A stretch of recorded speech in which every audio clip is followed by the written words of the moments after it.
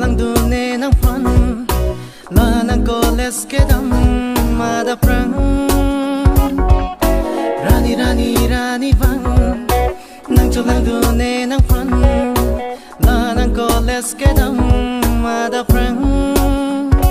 oh pini pe kong ng pang don bang kera kili ramang chelo pon pun kai keta nang chusang dor ka pangjang nang keng kaum la pen nang umang kangjang majar pen si kai keta nang ladang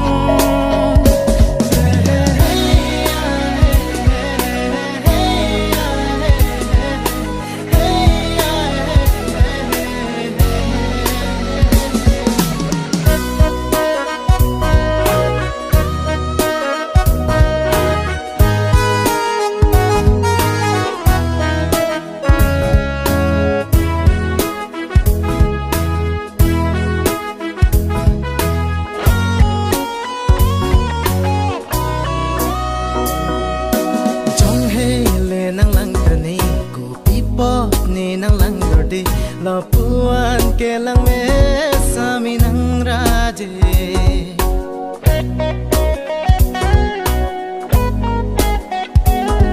nang chongki dun jita hai nang chelo dun jita hai la puan ke lang me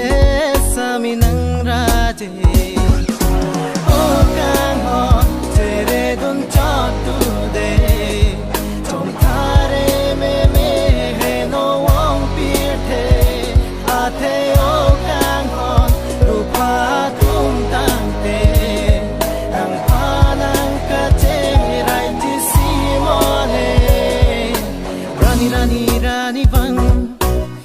lang dune nang pan la nang koles kedam mada prang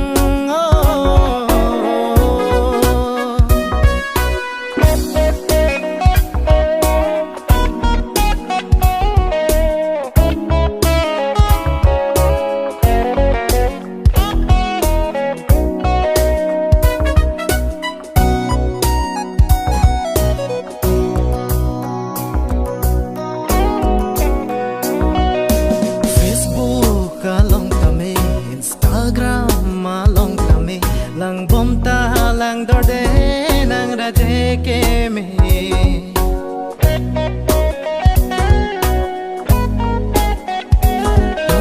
rong ro le jui ta me hi thi le nang dam ta me nang dung nang rai sine do ing tung kai ke mo apo ke me nang le lo te kang honi tum le cheren lo pong har chi la pen nang lok nang ni nang che don de ta teren bek nang de rani rani rani bang nang cholang dune nang pan la nang koles kedam mada prang rani rani rani bang nang cholang dune nang pan la nang koles kedam mada prang